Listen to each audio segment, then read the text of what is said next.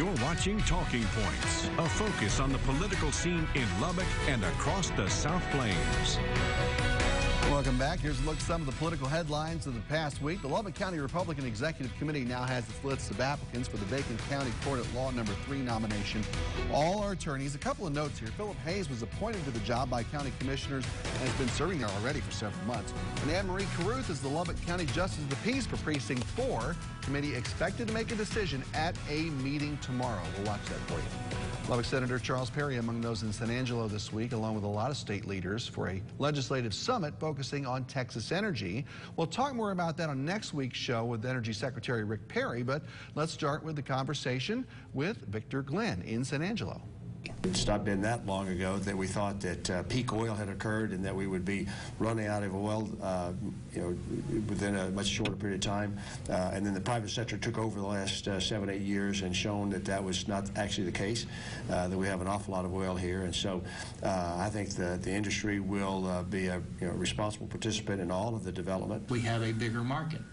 As we went to the exporting of our oil out to the global markets, it opened up another need, if you will, to be supplied, and by virtue of that, we can now go back into those deeper plays and do traditional wells. Development that West Texas oil and energy producers are going to play a large part in.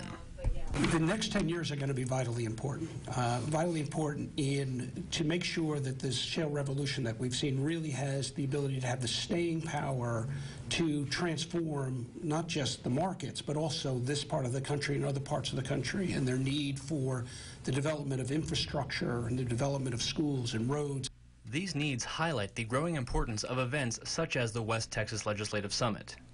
This is actually my 4th time. I've been coming to the West Texas Legislative Summit here in San Angelo for as long as I've been involved with state government. I always think it's a wonderful event, not only because I'm a member of the West Texas delegation, and it's important for us to stick together and understand which issues are most important in each colleague's district, but also this is a wonderful opportunity for members of the Texas legislature and other statewide officials to be able to come here to West Texas and see for themselves the issues that are important. All right, that's Victor Glenn in San Angelo. Let's spend 5 good minutes with one of our favorites, District 6 Councilwoman Latrell Joy. Good to see you. Good to see you. Good to be here. Hey, good week. Yeah, budget meetings all week long. Is that as exciting as it sounds? I mean, tell me, true. No. No. There have been criticisms by some on the Citizens Tower costs and all that. County elections led to some new officials promising lower taxes and all that. Do you worry about political ramifications of a tax and fee rate increase that they're being talked about with this budget that comes around? Okay. I don't worry about it from a political standpoint because that's not the way you make good decisions. The 1 cent increase is because of the public safety bond money that for the community police stations. Sure. That's what generated that. Mm-hmm. So there were 2 fee increases that would affect the citizens. There were a lot that affect other parts of the city, but the 2, and we're still working on those. Yeah. To see what we can do. So you think there might be some leeway to levy, reduce some of those? We're going to try. Yeah, we're trying. We're working on it. I know there's been some talk about paying more cash for as much as possible here in all of this. Tell me about how that's worked into the process this time around. We have done that. The city manager and staff have really cash funded a lot of vehicles. We are going to be able to cash fund the street maintenance, which has always been a big issue. And it is amazing how much we're able to cash fund in order not to have go back to the old master lease. And I think the citizens, if they look at it, they will be really impressed with the cash funding that we've done. And a lot of that, street projects, you said, and some water department projects, I think, trying to glance through some of this stuff. And it's a lot of that, again, is still up in the air.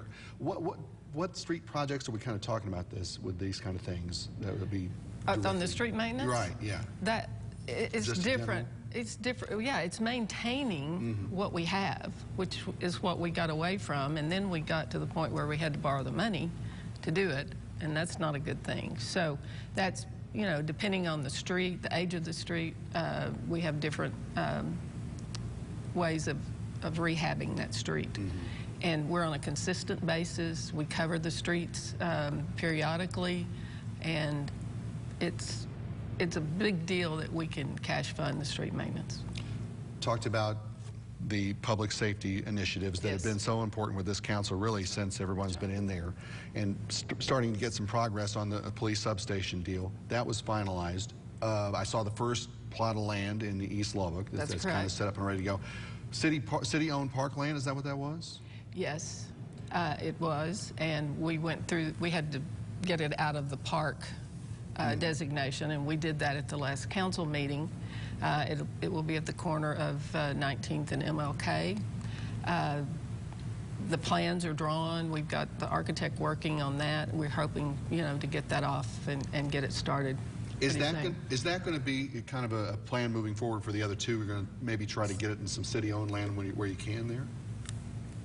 We would hope that we could do that, but we will have one in kind of northwest Lubbock and then one in south, and we don't have a lot of land out there. So we are trying to see if we can't work some deals, maybe to get some help from some of the developers, because a police substation in your development is worth a lot. Yeah, people may not necessarily think that, but think about the insurance potentially. Home insurance costs could be helped by all that kind of stuff, right? Well, they'll be visible. Yeah. Much more visible. Chief told us the other day he would divide up about a third. So you're going to see them more, and you and I both know, or you may not, but I do. When I see a police car, I slow down. I probably don't. I slow down. You know, how much wiggle room is left for some of these issues as we go? Because we still have until September to get something done. Are we pretty much set in stone with how the budget's going to look here, or are we still talking about some things? No, we're still talking about some things. Give me a goal you'd like to see in the final seconds we have here. Well, I would like to see the two $1 fee increases go away.